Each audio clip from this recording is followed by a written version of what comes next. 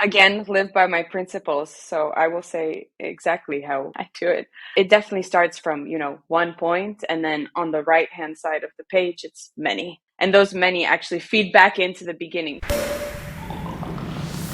After that, we kind of split it into categories, or I think verticals is a very good example of a category, but categories can mean really anything. So there are kind of a few layers here.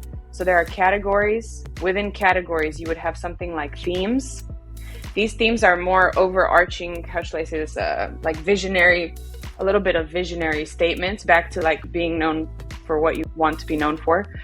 But by category, just because when it's very big, you need to really break it down into some pieces. So for example, one of the categories would always be the master brand, the corporate brand at large. That would be one of the categories. And then you would have the verticals. And so within each of those categories, you would have themes. And the themes are what we align to target audience. It could be one group or it could be two.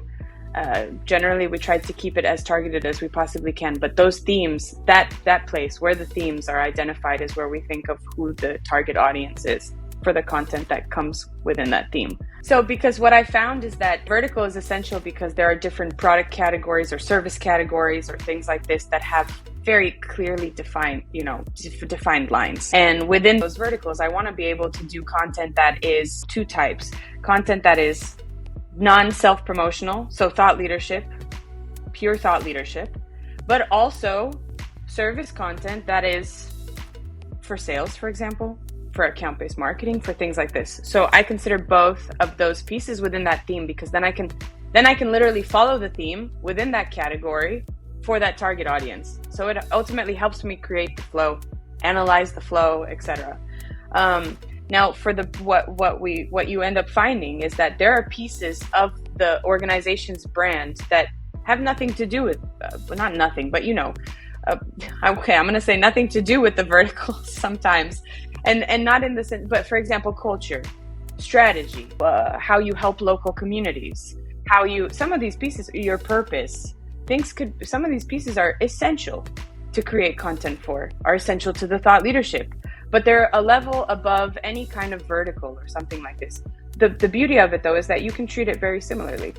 You can identify which pieces of your strategy, your way of working, your culture, etc., are the themes within that corporate, content ecosystem, and you can break it down the same way you would all the others. You could have content that is pure thought leadership within each of your themes, and you could also have content that is a little bit more self-serving or self-promotional, which could be PR. The structure applies in both cases. We've just found that most of the time, you need that corporate one to be a little bit separate, because otherwise you can't be specific enough in both places to service the what they do and what they sell, and also the why they do it and how they do it of the corporate brand.